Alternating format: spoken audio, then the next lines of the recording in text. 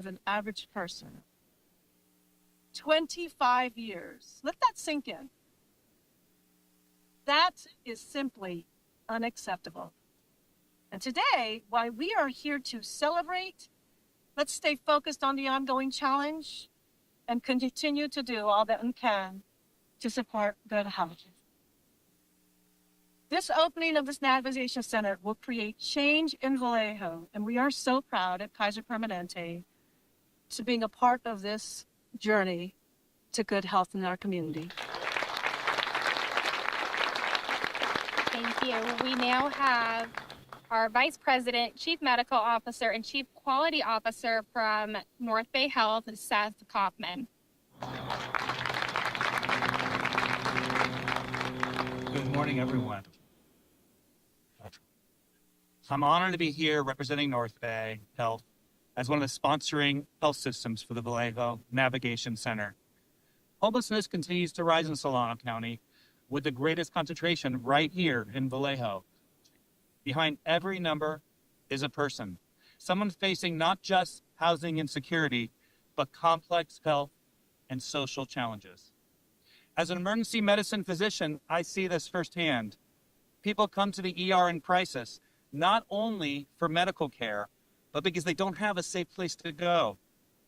And while we're proud to provide care in those moments, health begins far upstream, from access to food and shelter to stability, purpose, and connection.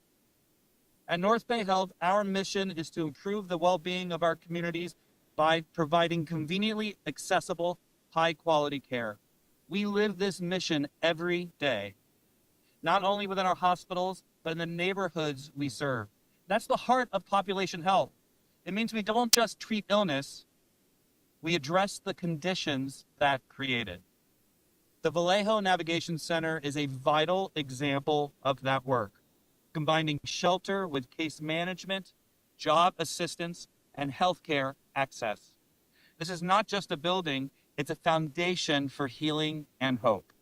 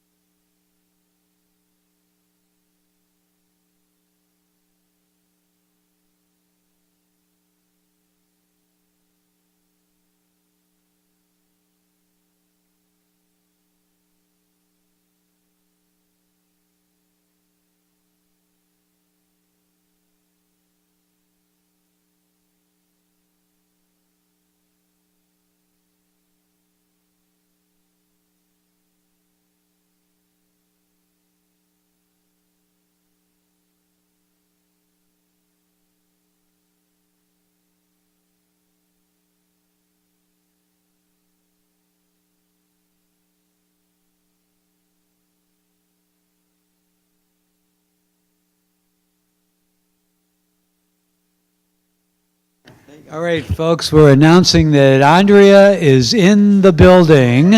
Yes, we have a quorum. All right. All right. Thank you. Good afternoon. And thank you, Andrea. A special thank you.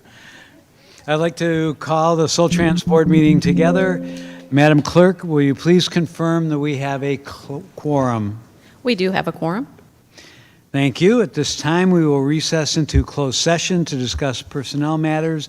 The Soltrans Executive Director's performance review. The regular Soltrans meeting will commence when we return. I didn't know I had one. I didn't know.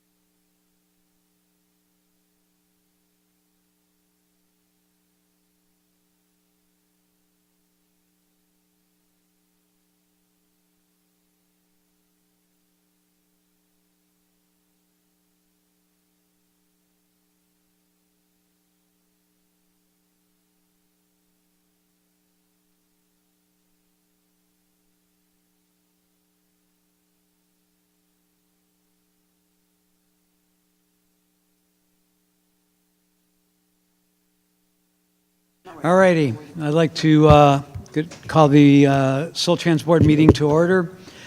Do we have any matters to report coming out of closed session? Thank you. All right, let's start with the Pledge of Allegiance. Please join me.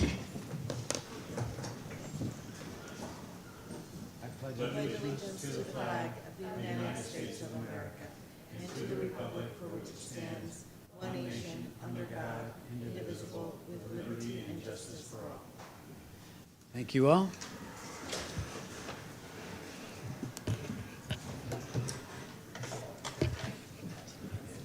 Are there any changes to the board attendance? Members of the public who wish to speak are invited to join City Thank you, Chair. We still have a quorum. Thank you. Please note Alma is with us. Do we have any statements of conflict from any board members? Hold on.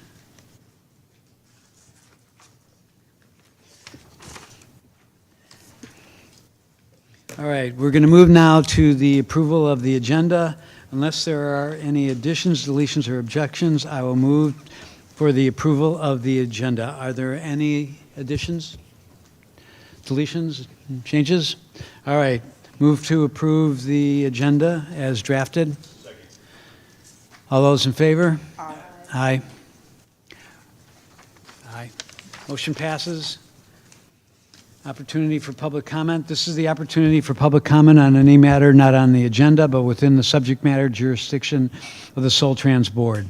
Soltrans' board welcomes public comment on matters within our jurisdiction and authority, but strongly denounces hate speech, obscenity, and disruptive behavior in meetings. Disruptive individuals will be admonished and removed from the meeting pursuant to Government Code Section 54957.95.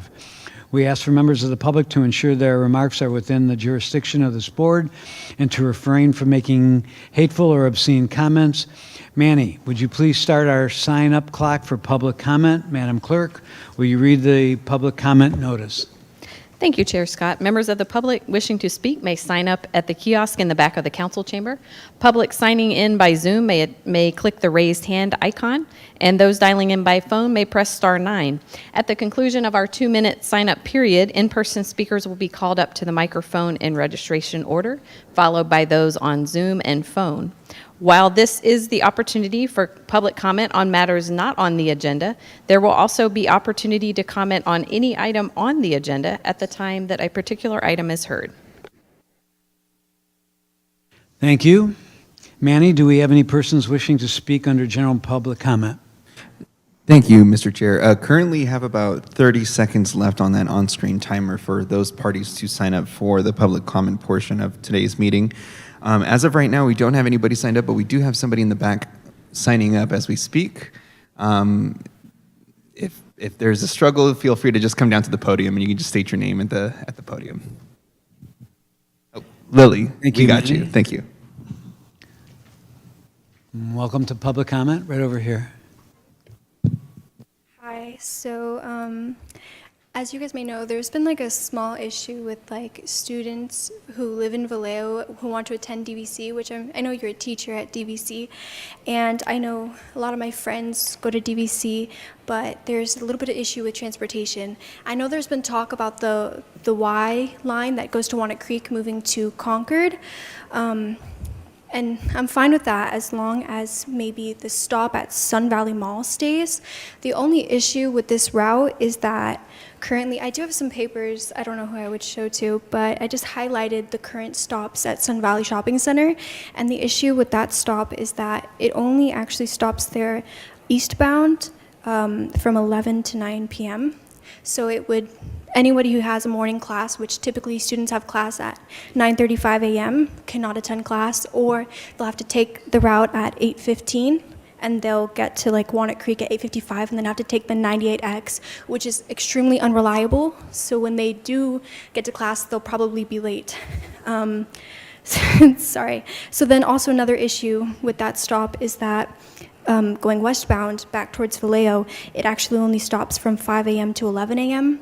So anybody coming home from school will have to take a bus, a separate bus to to the Walnut Creek and BART, and then take the Y back. It makes it really difficult. So if you guys could just maybe adjust the time with the stops, kind of flip them because they're like completely, I don't know, but maybe adding more stops in the morning, or at least keeping the Sun Valley Shopping Center stop when you guys adjust it to Concord.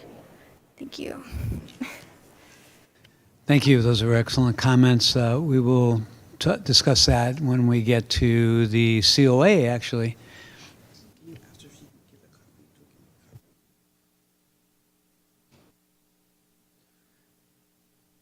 Right, if you have written comments, you can present them to the secretary, and we will put them into the record. And through the chair, no other speakers at this current point in time. All right, thank you, Manny. We'll move on to the executive director's report. Thank you, This Chair. is up to you. Next slide, please. Go for it.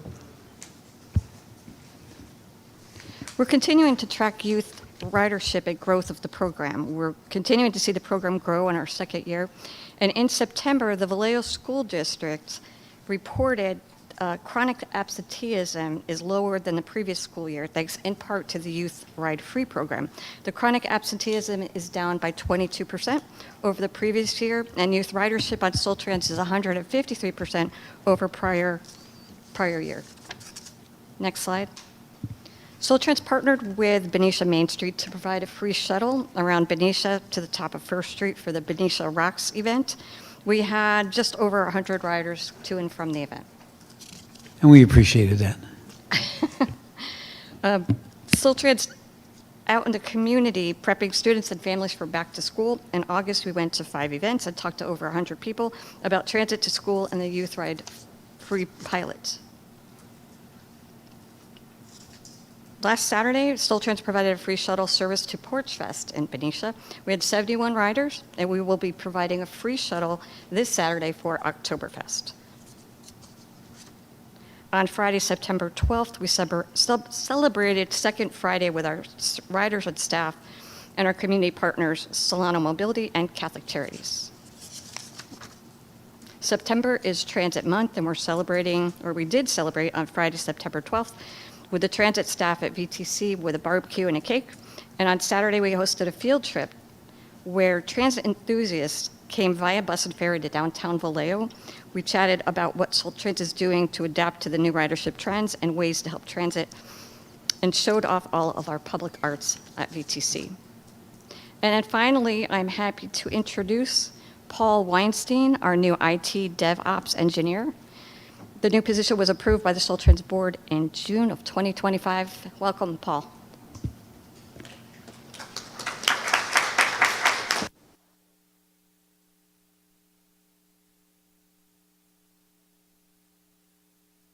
Thank you, Beth.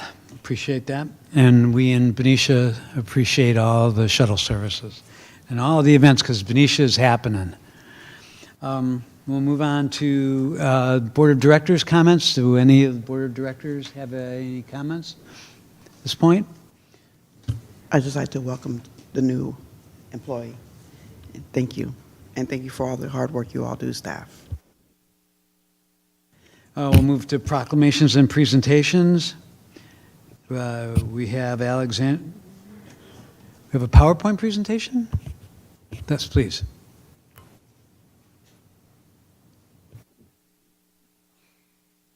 Good afternoon, everyone. Thank you so much for having us. My name is Alexandria Willingham Garcia. I am the Food Access Supervisor with Catholic Charities Yola Solano.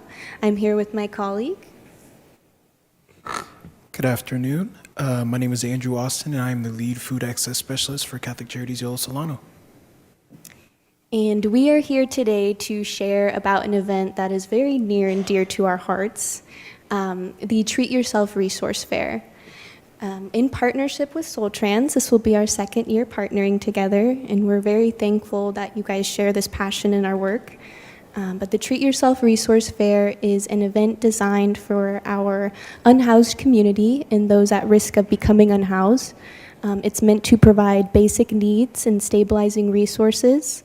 And we strategically scheduled this event towards the beginning of the holiday season as one, to prepare for our community members for the cold winter months, but also to provide a welcoming space of care and connection at a time that can be particularly isolating. This year's event is scheduled for Wednesday, November 5th from 1 p.m. to 4 p.m. at the Vallejo Transit Center, 311 Sacramento Street. And I'm going to kick it over to Andrew as he's going to give us a quick overview of last year's event. Thank you, Alex. Next slide, please. Thank you. From last year's event, a little brief recap. We gave out over 300 hot meals. 125 shelf-stable food bags were also distributed, just with some shelf-stable items so our unhoused neighbors are able to not have to worry about cooking meals. Over 150 hygiene bags were also given out, 20 plus haircuts and showers, as well as 16 plus community agencies attended and provided resources to the community. And so this year, we're really hoping to broaden and deepen our impact. We've seen the need in the community rise a lot over the past year. We see that in our office spaces and at our food pantry and at our community events. But this year, we're hoping to reach 500 participants. Here we have some areas that we do call to the community to help support us in. We're seeking in-kind donations, so that includes our shelf-stable kitchenless foods for our food bags, hygiene items, some winter items such as sleeping bags, tarps, hand warmers, blankets, anything to make our neighbors feel more comfortable. Dog food, socks, anything that you can think of that could be utilized by our community members. We're also seeking monetary donations and sponsorships, so money to go towards those shelf-stable food bags. The Vallejo Rotary Club has generously committed to $2,500. Some money for our hygiene items, the hot meal, some fresh produce and water, and then raffle prizes. These were all services that we were able to provide last year, and we got a lot of positive feedback on. And so I thank you guys so much for your time. If you have any organization or if you have any donation inquiries, my contact information is on the donation letters that I left at the front of the building, and there's also the flyer too.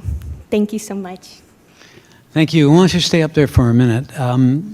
Charitable organizations now fill, unfortunately, the gap. And the gap is getting wider and wider and wider. And I personally applaud everything that you have done. And this is an incredible presentation. And thank you for all of your work on behalf of the recipients. And thank you on behalf of our organization for coming here and making that presentation and partnering. And we really do appreciate this, not as much as the people who you are helping. I mean, we are just seeing such an issue now that it's folks like you that make the difference every day, and thank you for making a difference every day, making me proud of your generation. So, are there any directors that would like to comment? Yes. Ms. Gordon? Good afternoon, everyone. It's good to see you again. Christopher said hi. I just wanted to ask, this is wonderful that you're doing this, and if you could grab those flyers and bring it to us, would be great, because I park back that way, because I want to make sure I get that out there to you. Have you all did any work with that we just opened up the navigation center, and I'm concerned that they won't be able to take part of this because they're way over there on Broadway. Have you thought about maybe doing a small version there as well? Something small is. You can probably get with Gillian, and she can tell you how many people or participants are in there, or even just go visit, because there is a lot of need there too. And so I thought I can partner with you to see if we can make that connection. That would be really great, but I'm just excited. So can I just tell us a quick story? They did a beautiful theme, right? They do a theme that one night was spaghettis, right? And this lady got off the bus not knowing that that was there. And the next time I happened to see her in the community, she said that really saved her family because they had no food. But who brought it home wasn't her, it was her son that brought it home. So it made her feel really good, that you all did that. So just wanted to let you know we appreciate you. Thank you. Thank you, Councilmember Gordon. That story actually, it stays with us. I remember you told us that at one of the distributions, and it was just a reminder of why we do this work. And we'll definitely be reaching out to the Navigation Center in the future because we do want to partner in things, definitely. Supervisor Mashburn? Yeah, I was just curious, do you do this work countywide, or is this just in this area down here in this region? We do this work countywide. We noticed That's that what I there was, in Vallejo during the holiday season, we just felt like that area needed a little bit more love. I know that the Hope event is really fruitful in Fairfield, and we've taken a lot of pieces of that to try and incorporate it, but we are countywide. Thank you. Manny, thank you very much. Manny, Thank do we you. have any public comment on this item? No comment on this item, Mr. All Chair. right, thank you. Thank you very much again. Thank you. So now we are going to move to item 8, the consent calendar. The next item is the consent calendar. Items on the consent calendar are considered routine and will be adopted in one motion unless a request for removal or explanation is received from a board member. Items removed from the consent calendar shall be considered immediately following the adoption of the consent calendar. Do we have any persons wishing to pull any items? Through the chair, I'd like to pull 8B. 8A? No, 8B, I'm sorry, I told you wrong when I told you earlier. 8B is in boy. That's correct. We have 8B as in boy, and I'd like to pull 8E as in Edward.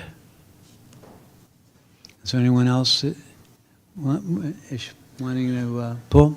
All right, then I would entertain a motion for 8A.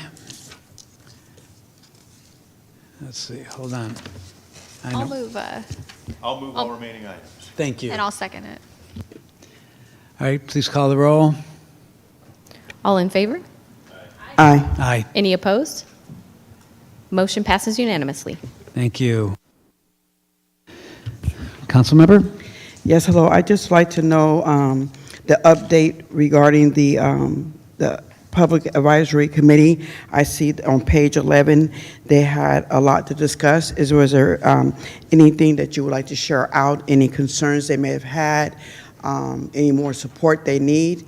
Because I see that there was a lot discussed, what local services, Solano Express service, did anything stand out that they need more support on, or any more questions?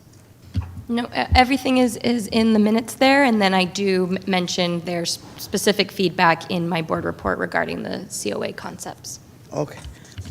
Did anything stand out that says they're opposed or support? Can you repeat that? Sorry.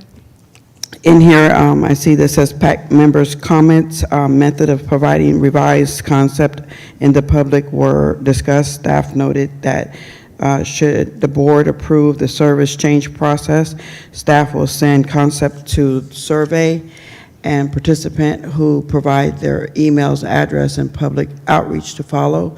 The lack of specific outreach to paratransit community was discussed, and the committee emphasized the agency's most fully engaged the paratransit community in upcoming and future public outreach effort, ensure their voices are heard. The next bullet point was the process of receiving and addressing public comments was discussed, specifically how decisions were made to include or exclude public suggestions. Staff noted that the summary will be included in the September board report. And the last one, the bullet, the committee discussed that the current system costs neutral budget and how future ridership trends may affect it. And staff were committed for their outreach effort, including staff ride-alongs other than on Paratrans, which led to a high volume of public feedback. That's all correct. Thank you very much. Just want to make sure, I made a promise to them that I would highlight their efforts. I make a motion to pass it. All those in favor? Any opposed? Motion passes unanimously. Thank you. Okay, I pulled item 8E. 8E is the contract transition for bus stop maintenance with LEN Business and Language Institute. I just found it curious that the former executive of the company that is currently supplying the services that we have a contract with, the company is going out of business. And the executive director is now taking not over the business, he's starting a new business. He's retaining all the old employees, if I got this right. He's taking the equipment and then providing the same level of service at the same cost. And we're being asked to approve basically a company change, but does this require, and this was the issue, and this is for Bernadette, I suppose, does this require a separate RFP? Do we have to go out for another RFP because this is a new company? Normally you would. We're in the last year of the contract. We just did an amendment for an additional year. So we figured, given the time frame on it, we needed it to transition immediately. So it's going to be RFP'd at the end of this year. Okay. Yeah. So there will be an RFP at the end of this year. But we had one more year to go. We were losing the company. We figured this was the best option. And I think for sole source purposes, I think you could justify it. Okay. It was a great option. Thank you. Just checking. All right, so I move to approve 8E. All those All in favor? Any opposed? Aye. Motion passes unanimously. All right, we're going to move on to number 9, the regular calendar. I'm so used to calling it. This is the action item. This is the system-wide comprehensive operational analysis and the revised concepts. This will include a PowerPoint presentation from Mandy Renshaw, please. Thank The you, microphone Chair. is yours. Thank you, Chair, members of the board. Today I'll be providing an update on the COA proposed system redesign. This process began in July 2023 when the Board of Directors directed staff to analyze our current system to better adapt to post-pandemic travel needs and align services with MTC's Blue Ribbon Task Force recommendations and regional initiatives.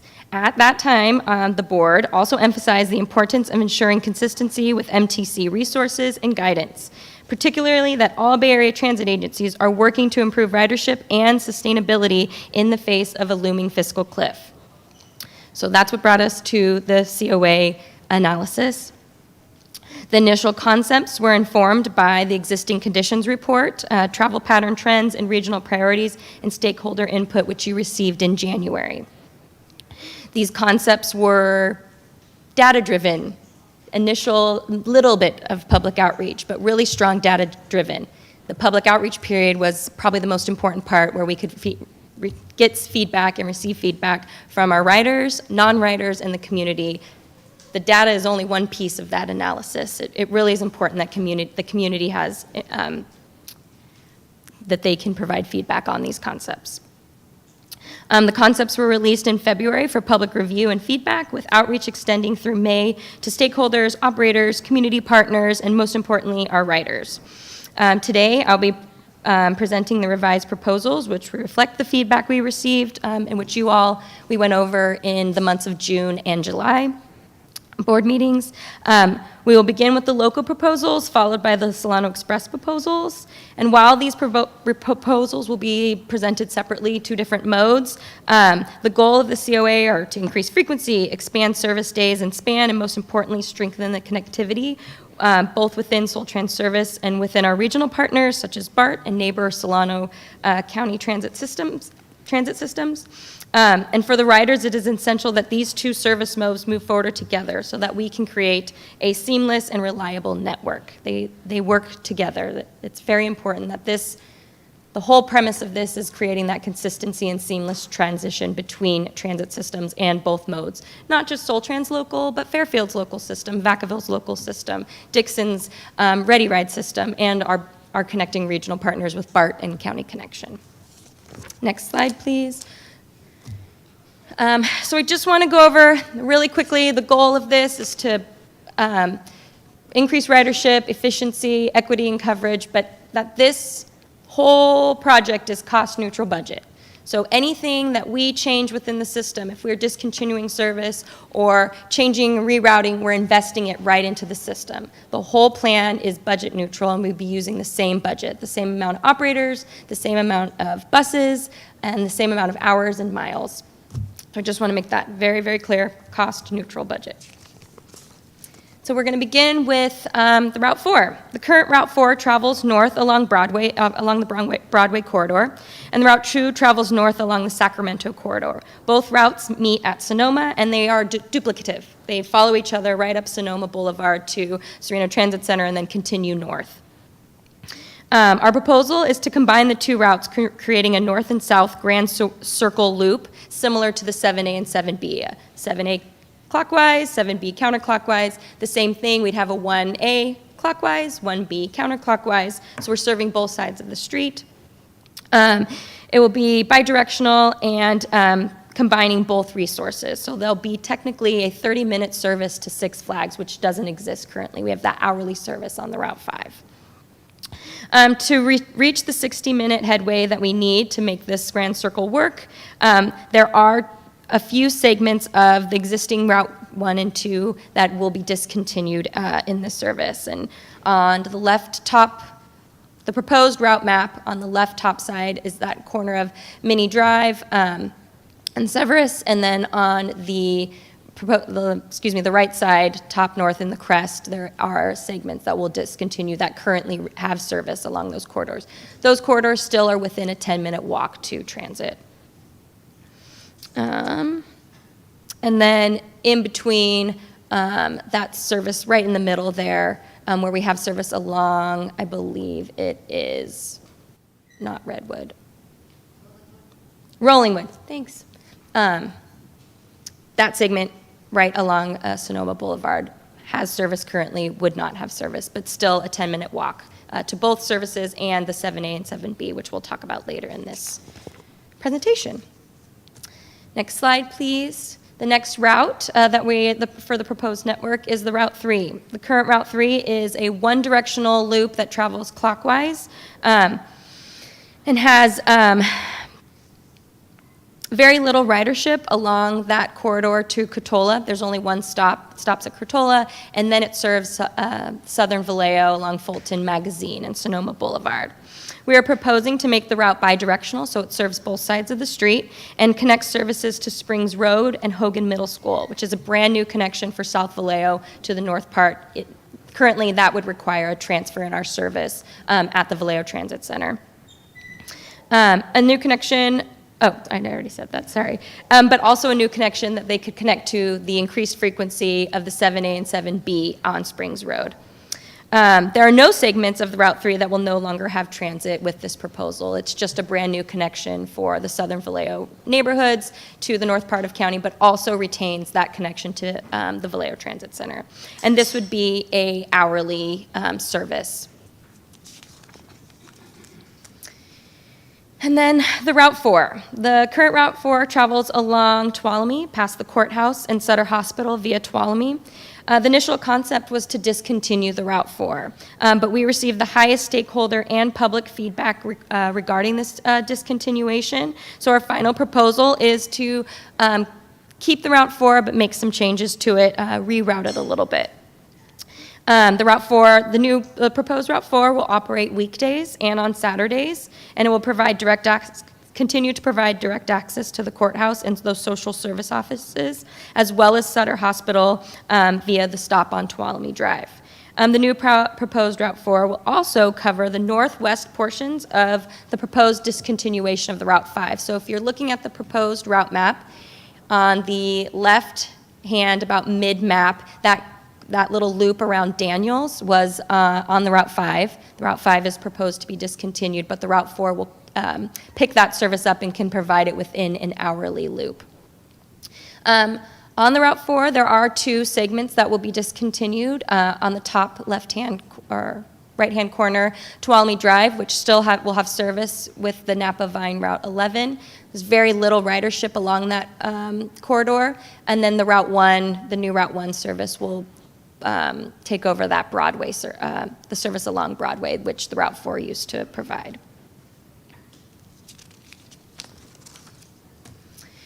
And the proposed Route 6. The current Route 6 provides an east and west connection via Tennessee and Springs. With the increased service on the Route 7s, which I'm going to get to in the next slide, on Springs, the system needed a middle of Vallejo connection to Gateway Plaza, and we thought this was an opportunity to connect those neighborhoods, residential neighborhoods, up to a major destination in Vallejo that doesn't need a transfer. Not pictured on here is there's time in this proposed Route 6 to directly connect this route to Solano Community College Vallejo campus. In our initial concepts, the ridership there is very low. There's about 4 people getting on and off at the college in our existing conditions report. But we feel it's a major destination, and it's important that we continue to provide access to that campus. So we have gone out with our safety team and determined that the bus could turn around at the campus roundabout. And we've met with the campus, and they are meeting internally to see if they would approve that to happen. The meeting went very positively, and they too also would like to continue to have service that is directly connects to the college. So if we do receive the okay to provide that, the Route 6 does have time in its schedule, so we would change the map and reroute the route to provide that service. And then we'd come back to you guys with an update that the Route 6 would provide that direct connection to Solano Community College Vallejo campus. Okay, the Route 7s are our biggest ridership. They kind of traverse the whole outer corners of Vallejo, and all hit most of the major destinations within our community. The proposal was to increase service on our biggest ridership route, but in the existing route, it takes about an hour and 15 minutes to provide that service. In order to increase that frequency and give that 30-minute service on each of the loops, we did have to streamline it a little bit, hence why we are looking to provide service directly with the Route 6. The Route 7s would no longer touch the Solano Community College campus, but still would traverse through Gateway Plaza, and that gives us enough time to provide that hourly service. So there would be 4 buses providing this service. Anywhere along this routing, you would have a bus in 15 minutes providing service to Gateway or to the Vallejo Transit Center. And then Benicia, the Route 15 and 17, ridership has remained very high. Those are our school trippers, and they operate on school days and align with the Benicia Middle School and High School bell schedule. Their ridership has more than doubled since the implementation of the youth ridership, so we're going to keep them as they are. And then when we get to the yellow line, I'll talk about the local connection and how the service within Benicia along Military Road would improve with the yellow line proposals. So this is the current existing service system map for the local service in Vallejo. And then this is the proposed map.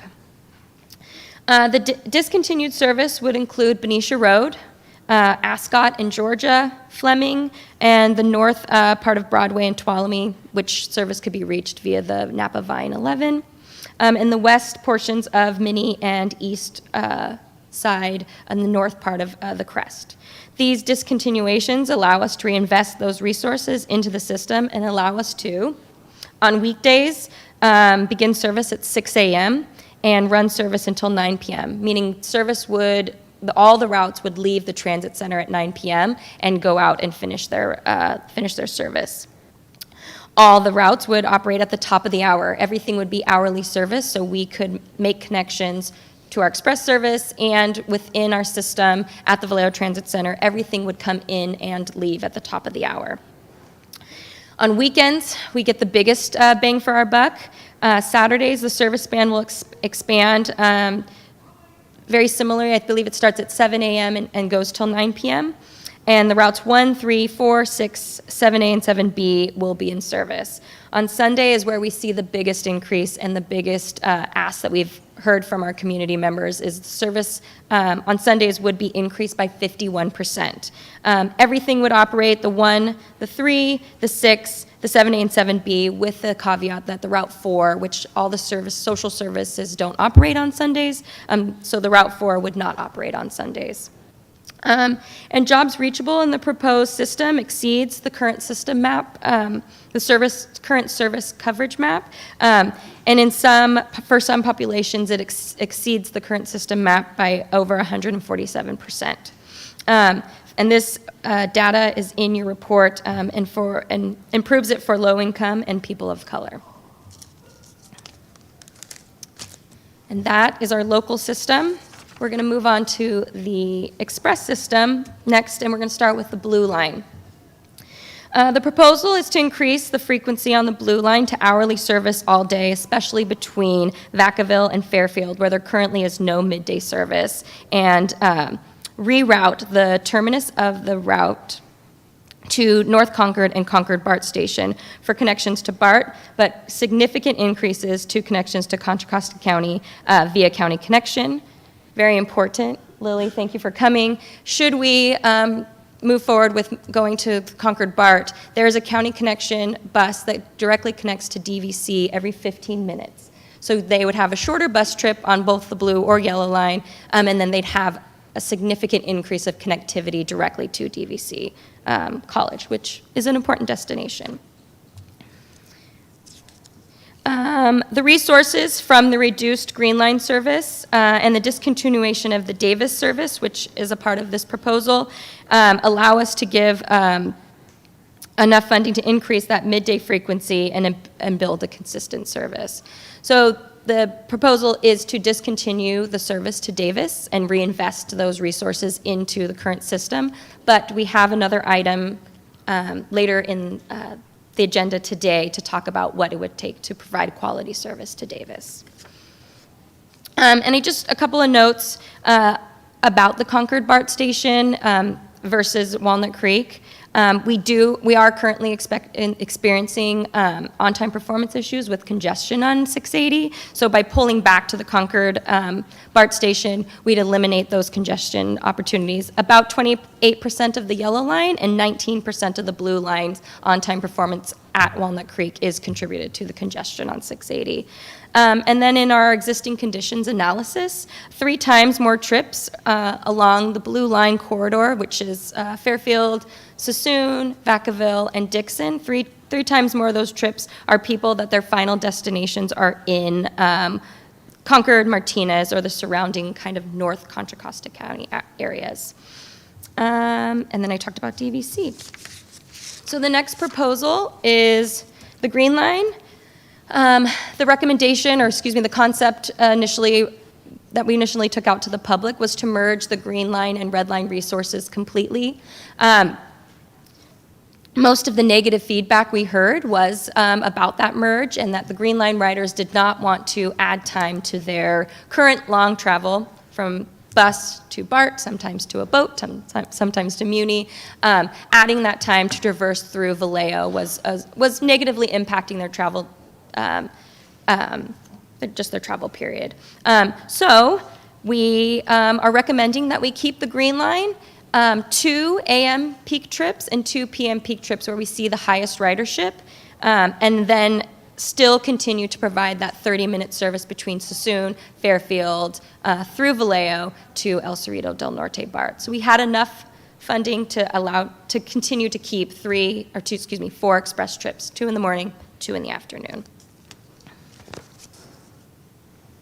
And then the Red Line. The proposal was for the Red Line to take some of the resources from the Green Line. We've also have decided to discontinue the Route 82 and use those resources to increase the frequency on the Red Line, and then continue to have those 2 peak trips for the Green Line. So AM peak, there'll be opportunities, a new opportunity, increased frequency from Sassoon to Fairfield, to El Cerrito del Norte BART, and then all-day service, 30-minute service from the Vallejo Transit Center to El Cerrito del Norte BART. And finally, the yellow line. The proposal for the yellow line was to join the blue line. The blue and yellow line do have to, whatever we do to one has to do the other. The blue line does not touch our service area, so the yellow line provides that opportunity to break operators, to pull a bus in. So they are coupled together. Whatever we do to one, we must do to the other. So the yellow line is to join the blue line at North Concord and Concord BART. We did receive a lot of positive feedback from Benicia residents having hourly frequent service along Military connecting to a BART station. But a lot of people, their final destinations are in Concord for Benicia residents and DVC. So you now have this opportunity to transfer to the 15-minute service to Diablo Valley College. Again, the yellow line would have consistent hourly service all service day. So how do we get those, the resources to do all those things? We do have to discontinue the Route 82. Red Line riders will have more opportunities with the increased frequency to connect to BART. It's a little bit duplicative, having the 82 pass BART stations and go into San Francisco. And majority of that service, the returning trip is completely empty, so it isn't as productive of a service. So we better see those resources invested into the increased frequency to El Cerrito del Norte BART. And then the discontinuation to Davis, again, we will talk further about that cost analysis at item 10A. And with that, I'm happy to answer any questions. Thank you, Mandy. I think before I open it up to the Board of Directors' comments and then public comment, I'd just like to start with the premise that why are we here and why did we go to a comprehensive operational analysis protocol? In 2023, we recognized that we were facing a fiscal cliff. We needed to have fundamental systemic change in our organization. We needed to be able to move people from point A to point B in the most efficient, productive way, and effective way. And so we hired probably the most renowned public transit consultant to step in and take a look at what we could do. As we were going through the process began to show great opportunity for increasing efficiency and effectiveness by doing route changes and looking at ways that we could avoid the fiscal cliff, but still meet the needs of our constituents, our riders in this case. And we looked at various scenarios. We looked at many opportunities, and the rationale behind this is not just to change routes. It is to ensure that we can be more effective with frequency, to get people to where they want to be in a shorter wait time, recognizing that there might be some disadvantages to that.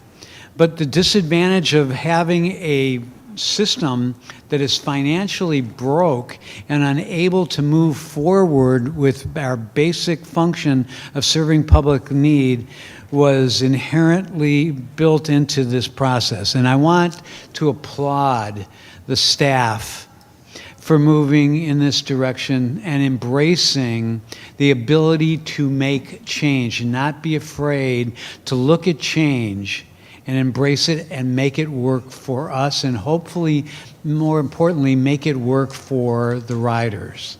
And so I personally want to thank you, Mandy, and the team, and Beth, for allowing the team to think about how you can take systemic change and fiscal responsibility, put it all together, and come up with this plan. Now, there are inherent issues in here, which as soon as we move to comment, we will hear. But I want to remind everyone, the reason that we did this was not just a let's change.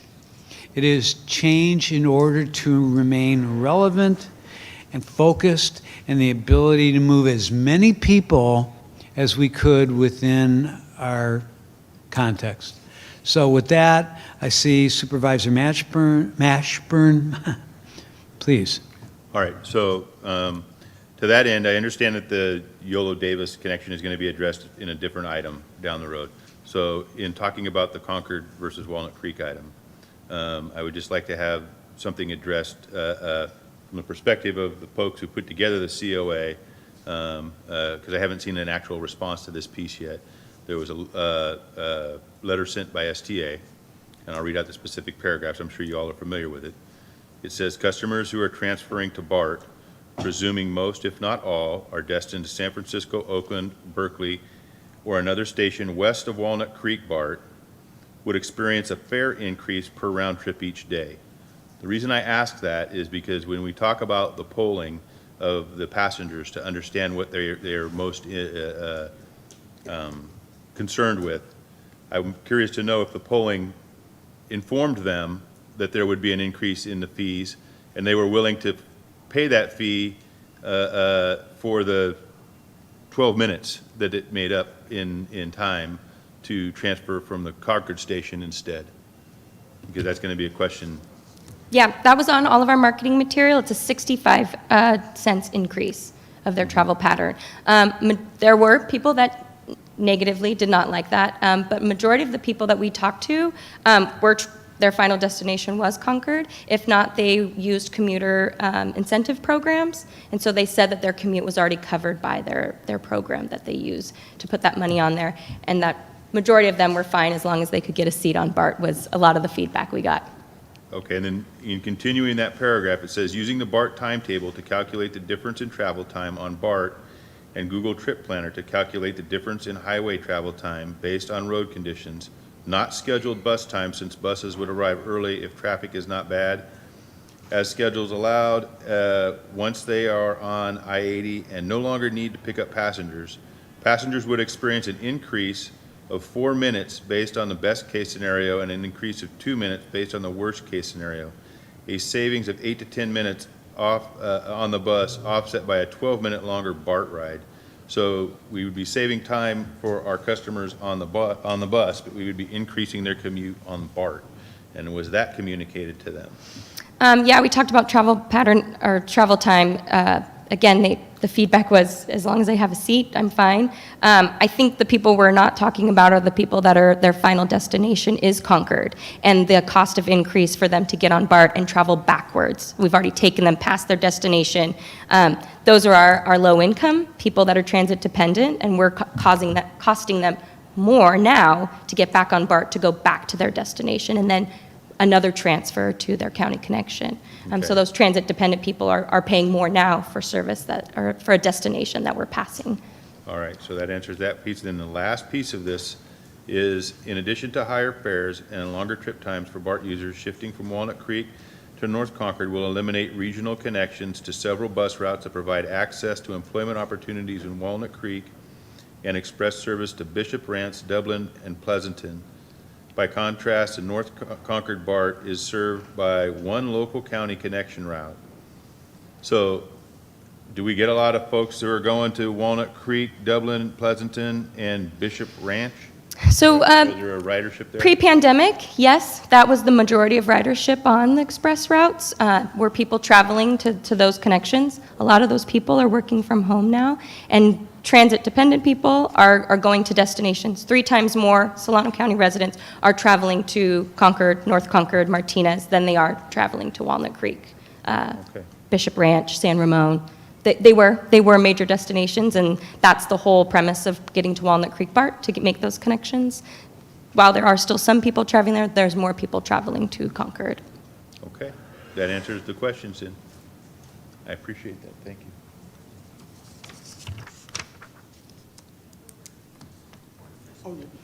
Councilwoman? Thank you so much. Thank you for all the hard work. I appreciate it. Thank you for listening to the voices from the community and from this dais. I do have one question that was brought up to me just recently, a concern, and I was trying to look, but the maps are real little in my old age. I was told that the buses, there's nothing going to Six Flags locally or also a connection. Is that incorrect information? If so, which is it? In the proposals, we'll have 30-minute service to Six Flags in the proposals 7 days a week, where currently it's hourly service and Monday through Saturday. So in the proposal, you'll have 30-minute service to Six Flags 7 days a week. So local buses? Yes. Okay, yes. beautiful. Okay. And any express buses? Once construction's done along the diverging diamond, we'll explore getting the connection to the express buses. You might have heard there is quite a bit of construction at Six Flags. There is a temporary stop there, but we still are serving it locally. But right now, there is quite a bit of construction around Six Flags, but we are still serving it. Thank you for that. And going back to bus 3, is that, so it's going to be every hour, correct? And then if I wanted to, let's say I want to go, I can catch it from the depot and go home, or I do have to ride all the way around? You can just go home, yeah. Okay. You don't have to do the full loop. Yes, Okay, exactly. thank you, no more getting sick. And then for my concern is, do you have anything that assists Rollingwood and Benicia Road? Like for children who go to St. Patrick's? We don't have service along that eastern side of town currently, and it's not in this proposal. Thank you for that. I will, that was a question that was asked. Thank you. If I have more questions, could I be able to email you later? Yeah, yes. Beth? All right, thank you. All right. Yeah, thank you for this. Man, it's been a pleasure to see this, at least the portion I've been able to see unfold. And I know the chair already said it, but Mandy, I think you've done such a tremendous job with the outreach and the energy, the way you've presented to this, where you're not sugarcoating things and you're really honest about the trade-offs, but not making excuses, or like you've projected a real strength and energy, which, you know, to what Terry was saying, this entire exercise was caused by fiscal constraints. And yet we've managed to go about a process that adds coverage and improves service for a lot of people. And I think that should really be commended. Not to say that there aren't trade-offs and that, you know, you're never going to be able to get everybody, every time. But, you know, in a world where it feels like everything is getting cut, funding's getting cut everywhere, budgets are getting cut, we're all having structural deficits. I just think Soltrans has managed to look at this and find a way to sort of get good out of it. So, you know, we're getting weekend service and greater frequency. The one was 30-minute frequency, right? It'll be hourly service clockwise, hourly service counterclockwise. So they will be offset for 30 minutes. And they'll service. be offset. So Correct. Okay, I see what you're saying. So, yeah, we're gonna get frequency. We got the new stop at Hogan. We're losing some coverage, obviously, but you know, some of the outreach you did, I mean, the 2 times that I was with you for outreach were the times where we were going into the places whose service was going to get cut. So you came to Glen Cove, which is a neighborhood that's going to lose service, and literally we straight up told people your bus service is getting cut. And they understood. And then we rode the line through the crest, the parts of the crest that were getting cut, which was like the first thing that I noticed when we got this months ago. And we rode the bus with the Russell, and it was super fun and just a joy. But, you know, we heard from riders, well, if you know what, we actually don't mind that because it's more frequent, but if you don't make us cross fairgrounds, and I think you were able to make that change. So can you just confirm for the public record that we did make that change in response to the feedback we got that afternoon? Yes, there will be a stop on the Six Flags side of fairgrounds. Yes, Wonderful. We will be adding stops along that. And then I think the DVC piece is the same. Obviously, I'm biased. That was one of the reasons I really liked the North Concord stop relative to Walnut Creek. I think what we're getting, losing the Sun Valley Mall stop is farther from DVC. Like, we can just name that. But I think the fact that we're getting now hourly service both directions, I'm assuming starting pretty early in the morning. Yes. So none of that was just said about the weird times and not being able to go both directions. We're now hourly service both directions. There's consistency. It takes you to North Concord, and then there's a 15-minute transfer. That, to me, that's a trade-off worth making. I think that's going to be very measurable for especially our Vallejo and Benicia students going to DVC.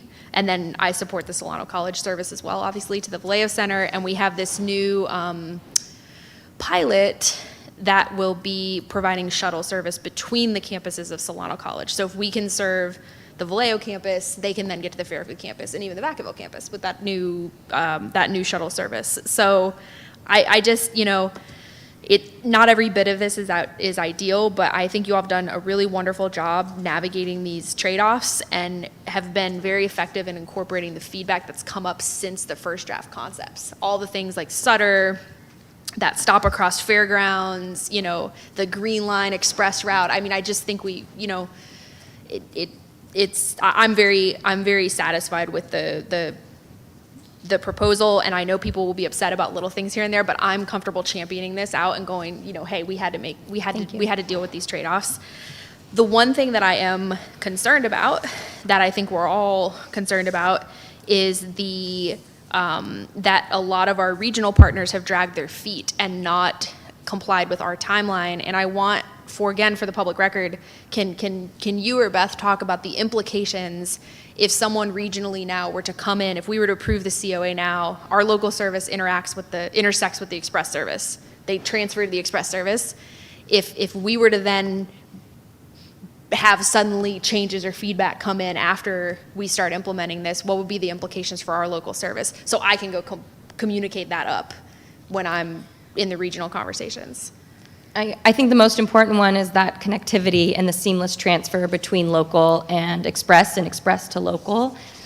One of the big improvements of the Blue Line is now should it be approved, you'll have a new connection at the Fairfield Transit Center to connect Vacaville and Fairfield, and via the Red Line, with increased frequency.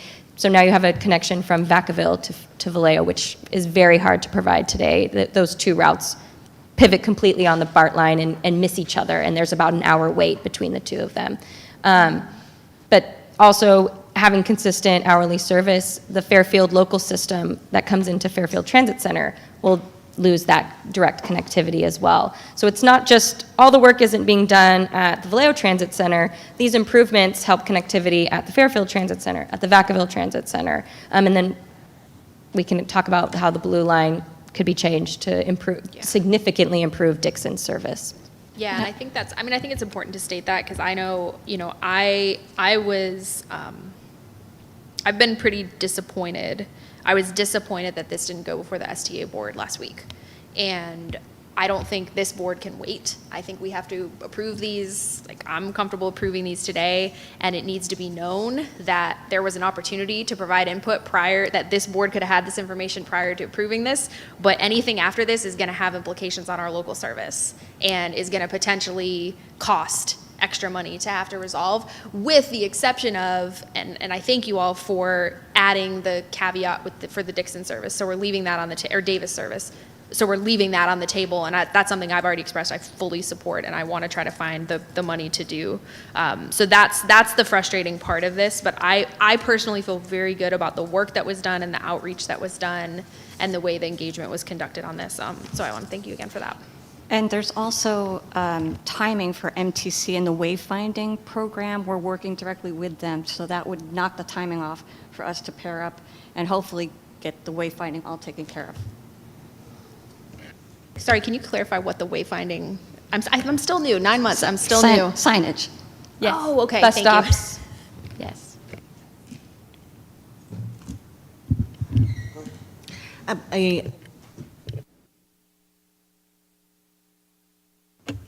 I do have a staff comment that you might already be familiar with.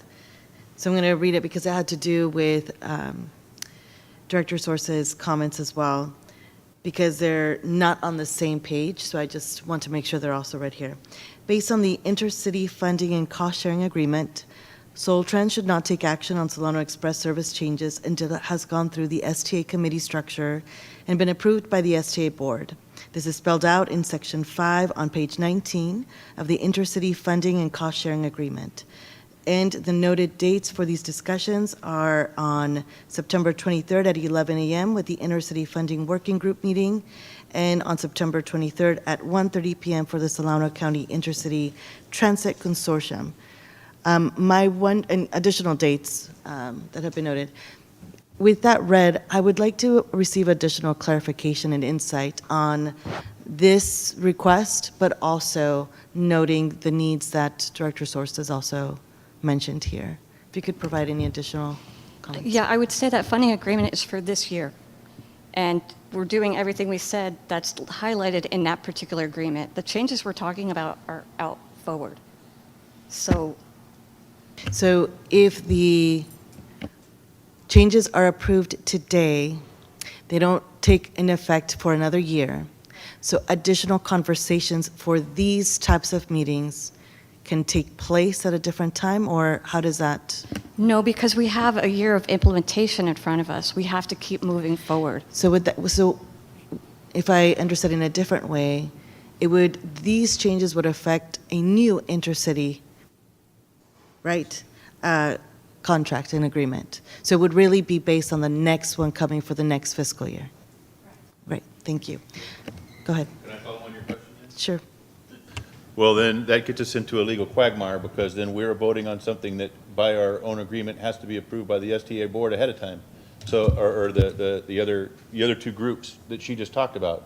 So how do we get out of that loop? Because we're approving something that we can't approve for next year until it's approved by those groups. So how do we approve it right now? Yeah. I believe you've hit it on the nail on the head as to why that there was reticence in signing the agreement, is for that very reason, is that you either can't move forward, or you move forward and you understand that your funding partners may or may not support and or like what you've done, and then they choose to then remove your funding, which then will bring you right back here to another either round of cuts or something to, to live within your means. I mean, all right, so we're going to approve this with the what I was getting at is, I don't understand how we could obligate them without them getting to have a vote, but we're not, because then they can just pick up their sticks and go home. Yes. Okay. Yeah, and if I can add to that, I think, I struggled with this as well, but I mean, we can't let somebody else dragging their feet hold our local routes hostage while we have fiscal concerns. I understand. So If they don't like it it, they cannot sucks. play. Yeah, I mean, it's a really terrible Understanding the situation. three of us are they. Yeah, exactly. I know that's where the hats come on. But yeah, I mean, I think this is the best option we have before us. It's not the ideal option, but it's the best option. And if I can take the floor back real quick, one of the things and comments I say when I'm on the STA board is the responsibility of the Soltrans board is to the Soltrans priorities. And this board has to make the tough decisions as well. And so I also want to make sure that we are also separating those hats too. In addition to that, I needed to get that question out of right in front because the comments of Director Source, but I also want to take the opportunity to say thank you for it has been a big lift and a lot of work. My city went through the transition of having separating from a different local service to microtransit, and it's a painful transition to the community and to the leaders because we're going to hear it for about a whole year of all of the issues that are coming up. What I have found that has been very helpful is that we understand that. We understand that we're going to be doing the best that we can with the information in front of us, and that we're open to continuously improving along the way. With that said, I now have a sister. This is her first semester. Same sister that takes Song Express. I've talked about her before. This is her first semester at SF State. So I now do the green line. I drop her off for the green line in the morning at that 6:13 time. And the first time, she ended up going on the red line. And I checked in with her. It was her first day of school, and I checked in with her an hour later, and I was like, "So how's it going?" And she goes, "I'm still in Vallejo." And I was like, it was an hour later, or about an hour later, and she was still in Vallejo. The next time she took that green line, and it was like, "Where are you at?" I was like, "I'm almost there." I mean, it's just from a first-person experience, the value of that feedback that you all took so seriously. I can see now how much it matters, especially when people are so anxious to get where they need to go, and that they're dependent on other transfers to get there. So thank you so much for that effort, for that work, and that is all my comments at this time. Councilmember?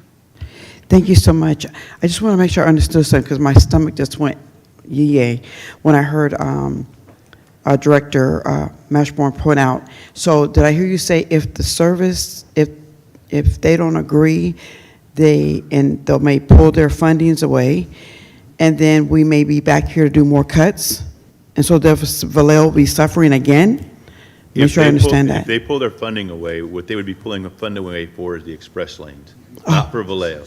Vallejo would still have its service, Benicia would still have its service. This would, all they can, their toys they can pick up and leave with are just the express bus stuff. Okay, thank That's you. it. Thank you for clarifying. Yep. And my second, I had my light on for the other reason, but that one came up. So you said this will be starting a year from today? All right, thank you. Going back to these particular comments, I think it would also be beneficial for us to just quickly discuss, so if this board moves forward today, knowing that the Solana Express line may have these particular issues come up in different committees that we're not present for, what direction should be provided? I mean, how are we going to navigate that? Because it'll cause some strain if we move forward today. Let's recognize it may cause some strain. So how do we address that? And I don't know, but I think that's a fair question to ask. Now, to honor the comments made by Director Source around this board having to move forward for its priorities, that also needs just to recognize that there is a tension there. If I may, how do you move forward with the comments? We heard all the comments. We took them all into consideration. We just don't agree with the comments that were provided, and neither did our consultant. So we took all the comments into consideration. It's not that the study's bad, it's just we didn't agree with what they were saying. So it's a fundamental difference. We're a transit agency. This is the only thing we do. They are a congestion management agency. It's different. So I just wanted to offer that for you. If I may. I think that it is, I think this board is in this hat, fulfilling its role. I think then, I don't think this board has the ability to weigh in and give, as a board with these hats on, give direction to that other agency, or to give our staff direction to work through the process at that other agency. It's incumbent on that other agency at that point to pick the ball up and then complete their part of the process and then make a determination as to whether they want to keep playing on the playground or they want to go. And then it will be for them to decide if the model that this board has put forward is one that they want to utilize based on the cost or not, just like ordering at a restaurant, right? Do you want this item at this price, or do you want this item at this price? We're telling them, we can provide this, and this is what we can provide at this cost. Do you want it or do you not? And if you don't, go find a better restaurant. I don't think you will. But I don't think there's necessarily some direction that this board can give to that board or to our staff to assist that board. Now, if that board needs information to help make that decision, then it's incumbent on them to reach out either to this board or to the director, preferably to the director, because I know about that much about transit, right? To the director here, so that they can give them the information they need to make that decision adequately, right? And in a timely fashion. But it sounds like it absolutely needs to be made in a timely fashion. Did that kind of address it?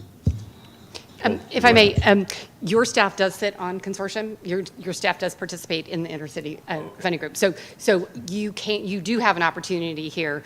However you decide, whatever you decide tonight, that is direction back to your staff. And I mean, any comments, any additional words of wisdom, staff can bring that back as a active participant at consortium, and to say the reasons why you took decision tonight, what you heard, what you liked, however you decide, and then that is the message that will then be conveyed at consortium back to consortium, then on to TAC to the STA board.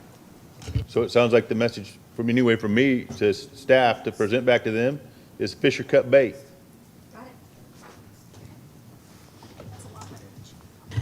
Yeah. Through the chair. Thank you. I just want to ask, just when we had late buses or something happened with the changing that you were lining up, my phone blown up. I know I sent you all the comments and concerns.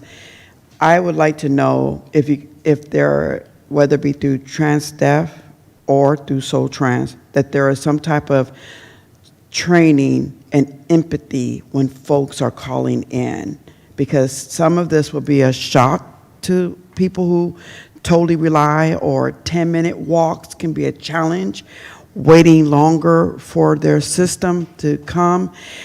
If we could please have some type of one-year preparation, campaign, whatever you want to call it, and to have whoever's going to be answering that phone to be please compassionate.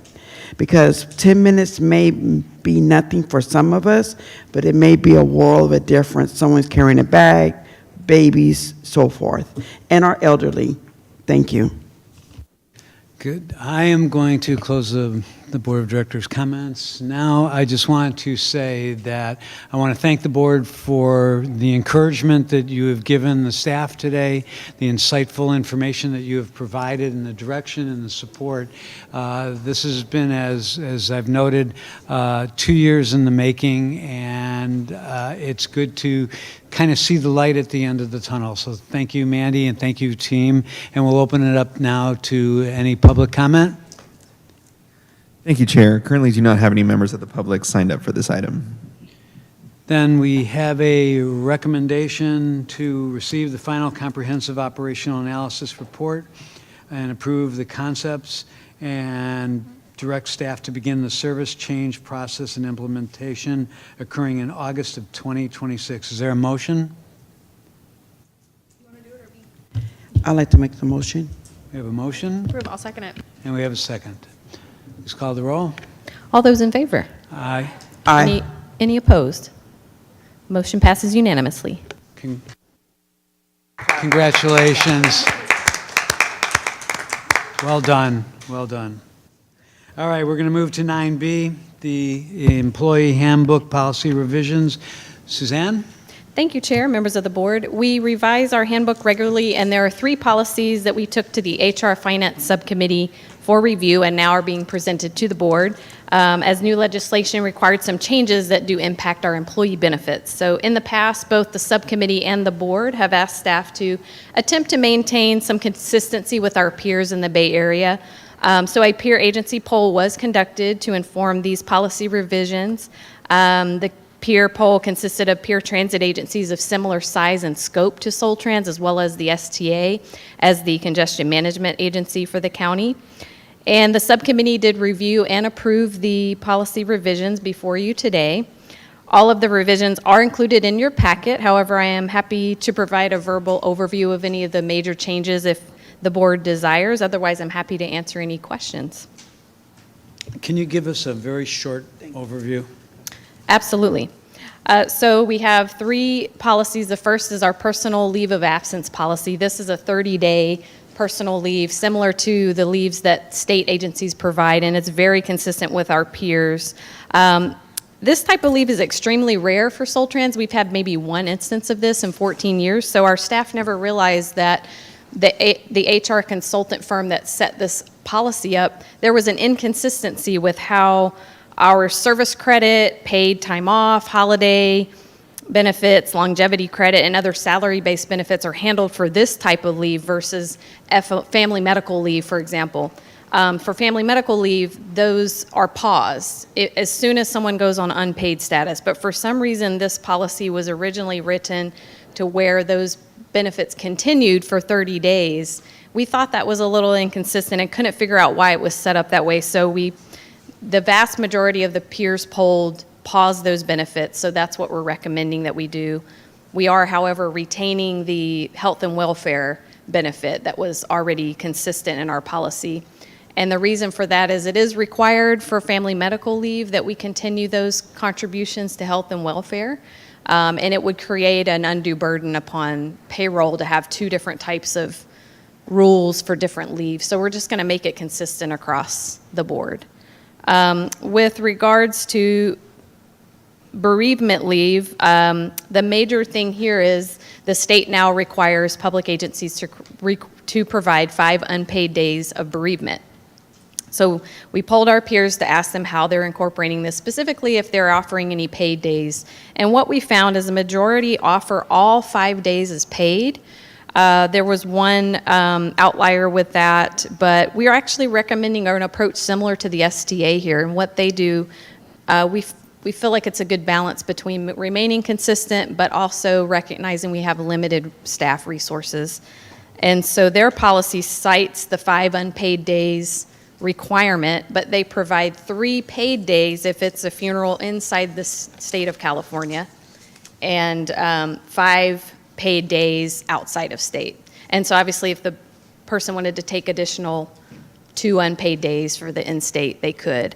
And then you'll also notice with that policy, we revised the list of immediate family members. This was brought up in the subcommittee, and I thought it was a very good question. So Soltrans policy initially included persons outside of the state's definition of immediate family.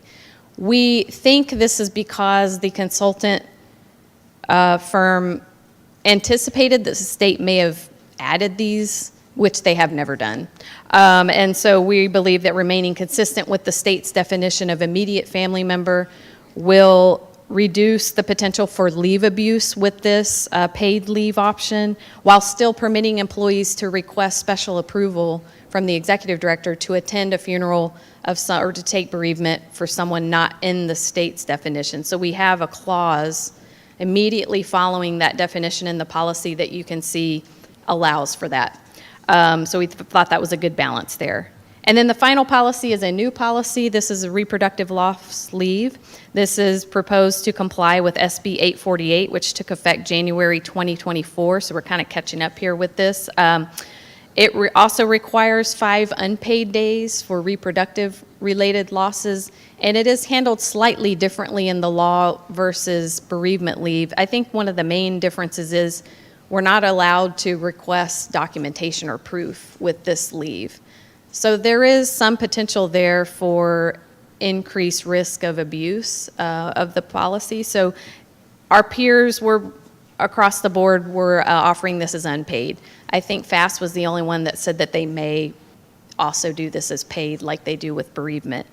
So we're recommending that this one be unpaid, and obviously employees can use their sick or vacation leave to offset that. And so we would welcome your feedback on these revisions. I just highlighted the major changes. There's some other kind of minor changes that included in there as well.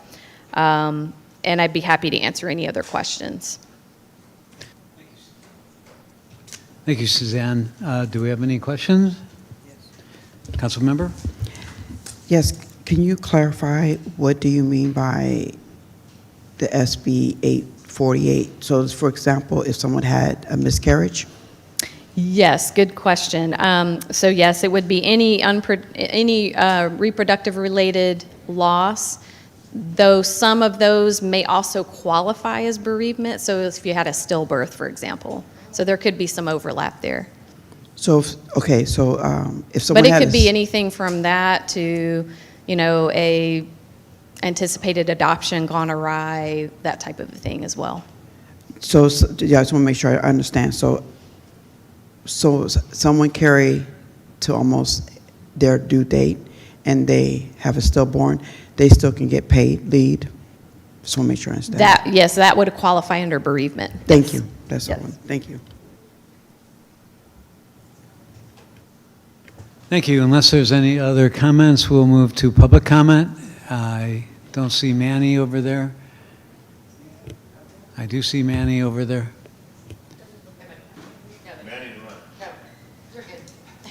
Run to tell me that there's no public comment. Chair, no public comment at this time. Oh, okay. Thank you. All right, we have a recommendation to provide feedback to staff on the proposed employee handbook revisions and improve the revisions as shown in attachments A through C. Is there a motion and a second? Is there a second? And seconded. Please call the roll. All in favor? Aye. Aye. Any opposed? Motion passes unanimously. Thank you. We will move on to 9C, board member training.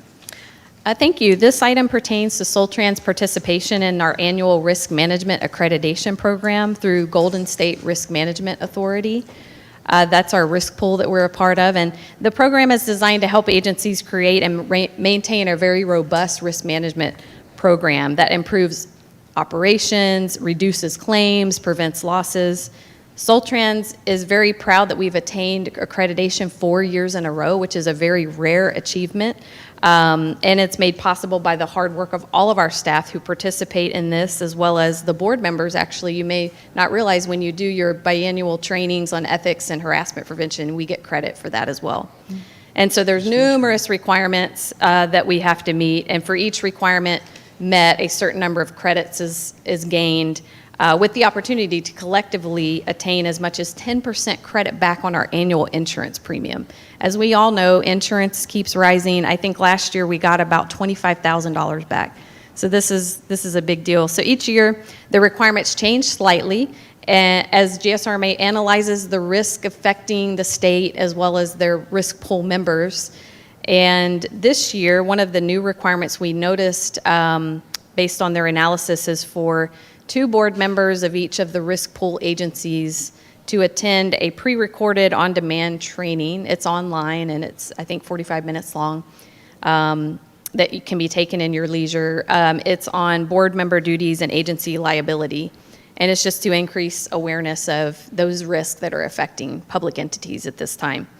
The staff report estimated that the deadline to complete was February. However, I just learned yesterday in our first RMAP open forum that the deadline has been moved up to November this year. So that's about a month and a half in which to take the training. So at this time, I would like to request the board nominate at least 2 members to attend the training. And there is a QR code and a link on attachment A where you can just simply attend that. And then I would just add logistically, once you attend, if you can let me know, I can create the certification that we need to get the credit. Thank you. I would like to nominate myself. As much as I would love to give something to Steve while he's not here, I'm happy to do it. Councilmember Gordon and I are the newest members, so I think that probably makes sense just from a sort of fairness standpoint. Well, thank you both. Although I will, we can ask Mayor Young if he is eager and he's welcome to take my spot. I think knowing Mayor Young, he appreciates the fact that you volunteered. Okay, and you, thank you very much. I just asked for a reminder. Just reminder, please. And put the exclamation point on top so it goes above all my mails. Absolutely. Are there any other board member comments? If not, we will move on to item D. Thank you, Chair, and good evening, members of the board. I'm going to provide an abbreviated recap of what precipitated this item. Late last year, the staff was analyzing revenue and was alarmed at the difference between projections and actuals. Subsequently, staff utilizes the free support and resource of the California Integrated Travel Project, aka CAL-ITP. The CAL-ITP representatives came to this board in June and presented their findings for the Clipper portion of the revenue analysis. And at that same meeting, the board asked staff to aggregate all Clipper revenue loss and send a letter to MTC. Aggregating the revenue loss associated with Clipper was determined based on the triggers identified in the CAL-ITP report, and the estimated total revenue loss is about $719,000. across the entire fleet over the period from April 2023 to June 2025. Please note that one of the triggers identified in the report is it requires continued performance improvements and monitoring by our dispatch, which is provided by our service contractor, Transdev. And if they don't monitor it, this number could continue to change and fluctuate. But otherwise, the root cause triggers all lie external to the agency.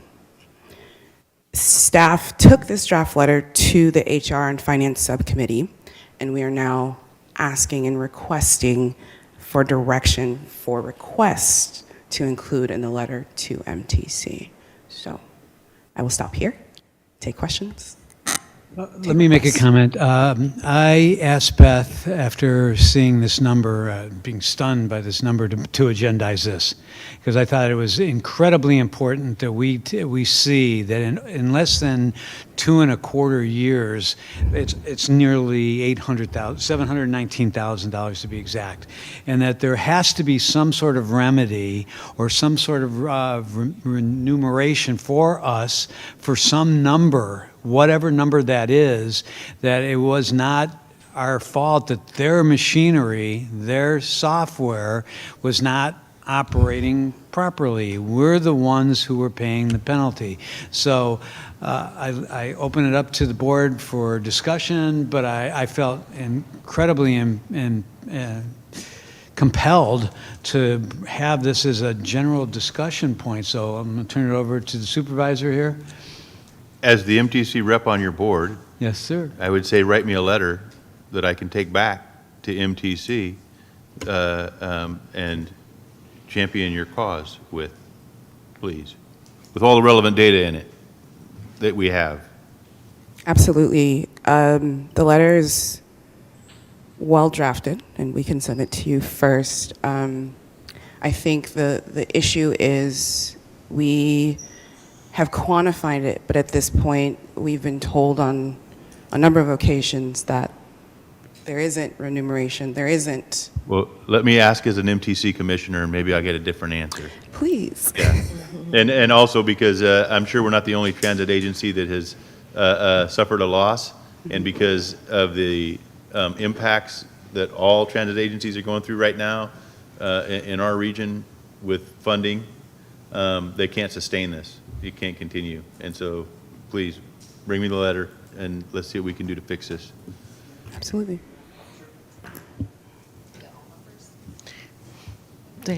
I was just going to add, in this letter that can be very strongly worded and direct, it's also, there are things that this board has previously directed as opportunities in how we facilitate riders to be able to easily tap on, tap off, or things like that.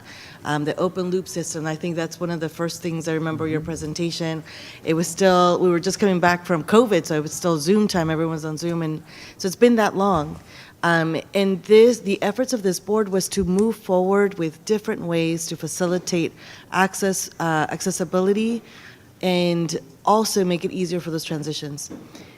Through MTC, my understanding is that it's been very rigid in our ability to make those moves. So Clipper has been the regional effort to continue to push, but we're locked in with not only these system issues. I believe the mobile ones, the smaller mobile ones, have been delayed, and we've received reports here about those delays and issues with that technology on top of this. And so I think that there's at least 3 things that we can name just in that, but I'm sure our executive director can provide some more input on the things that we're seeing that is a clear call to action that needs to be remedied, right? It's not just this, it's multiple things as well.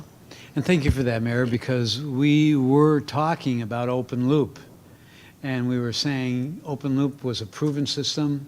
We were ready to move to open loop, and instead we had to go this way, and because of the action of going this way, there's approximately $700,000 in potentially lost revenue.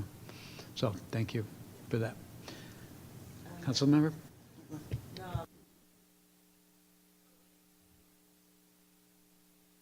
Thank you, through the chair. Thank you, Mayor Source.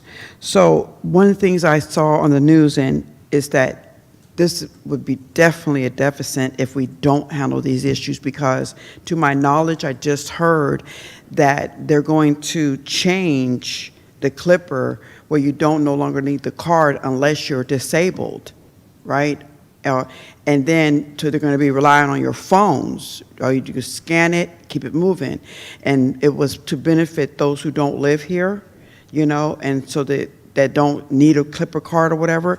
But I worry that if we don't deal with these issues, a disabled person will be in a situation where they're totally have to rely on, because they're not opening it to the phone use for those particular programs.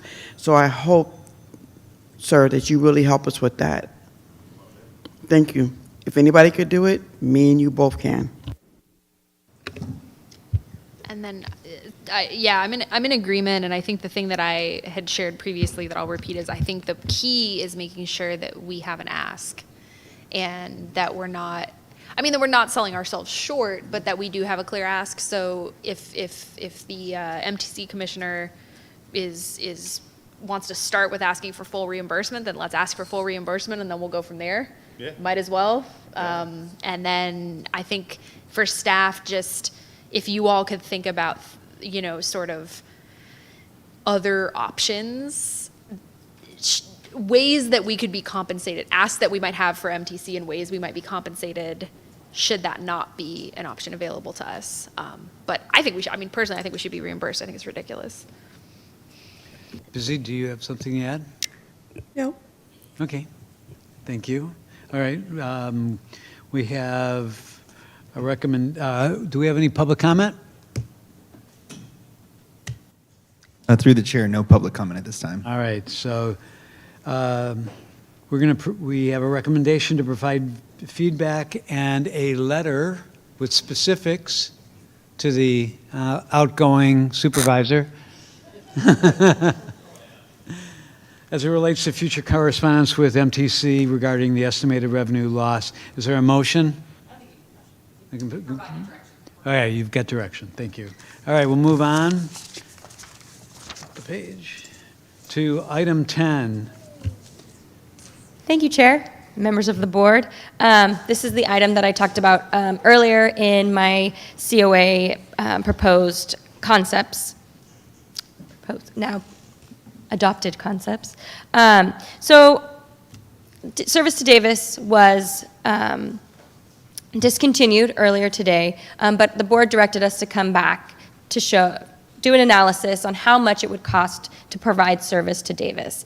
And what do we define as service to Davis? So currently, in our just approved item, our budget does not promote or support quality service to Davis. We currently are going there 2 times in the morning, early morning, 2 times in the afternoon. So if you're a college student and you had classes throughout the day, or you worked anything but traditional 9 to 5 hours, this service doesn't work for you. Hence probably why the ridership is extremely low. But we don't have in our current budget the ability to provide quality service.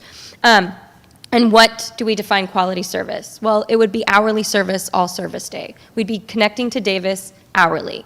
Where would we go? We'd go to Memorial Union, where you have connections to Sacramento Airport, to downtown Sacramento, and then the robust service that the campus has and the Davis local service. And then what resources are needed? The biggest variable driving cost are our driver and a bus. And we estimate that probably with the ability our express buses could do, that this would be 2 pull-outs a day, 1 in the morning, then we would leave that bus, and 1 in the afternoon that would provide the rest of the service. We'd cut those blocks into 2.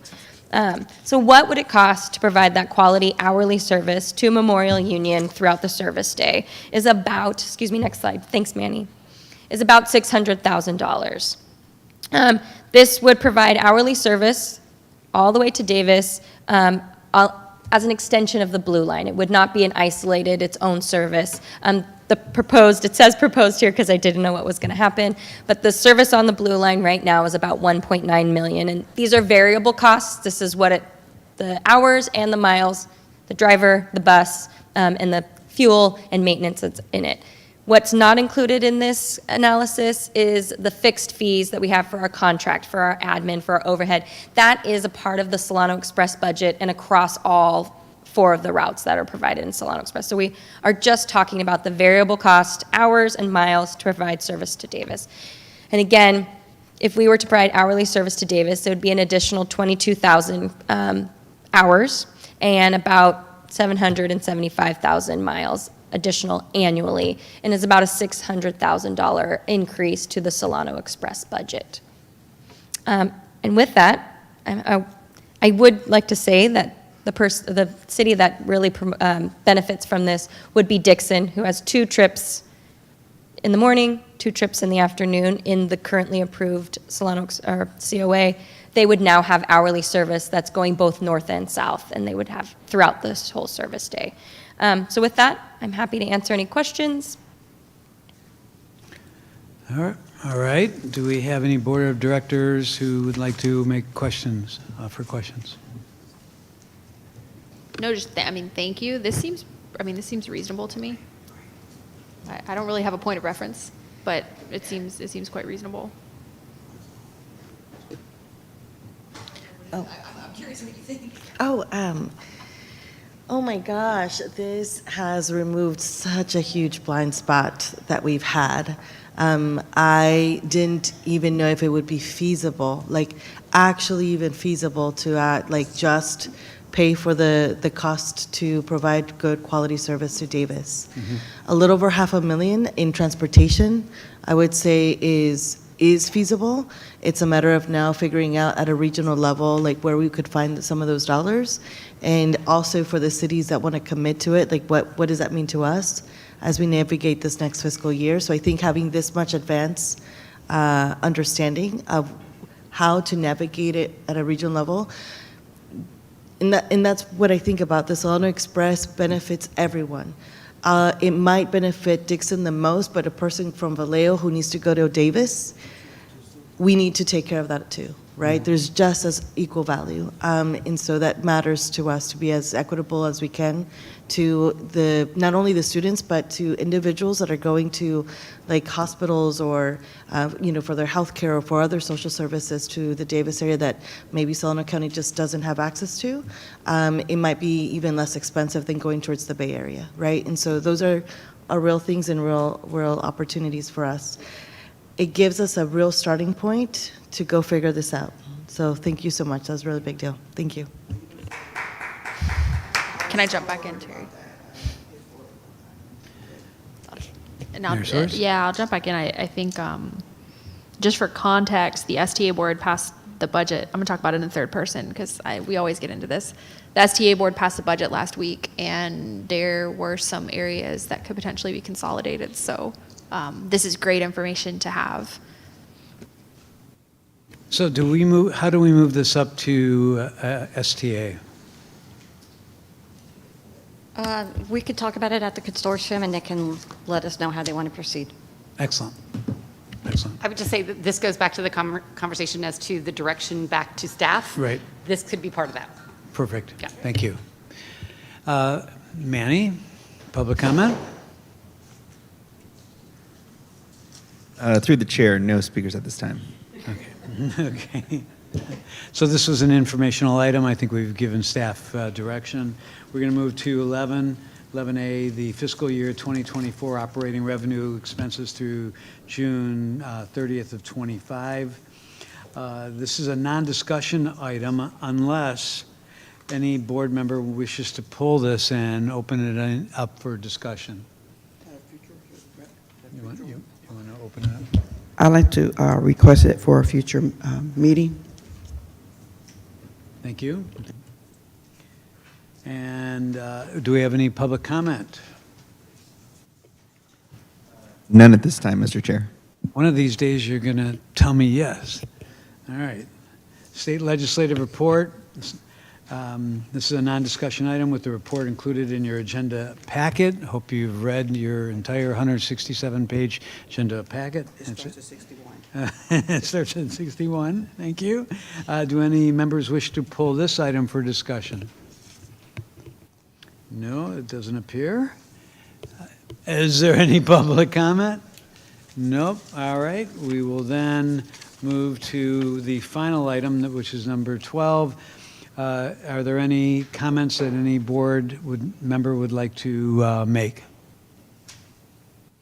Seeing none, adjourned. Wow, you got this nice. Me too.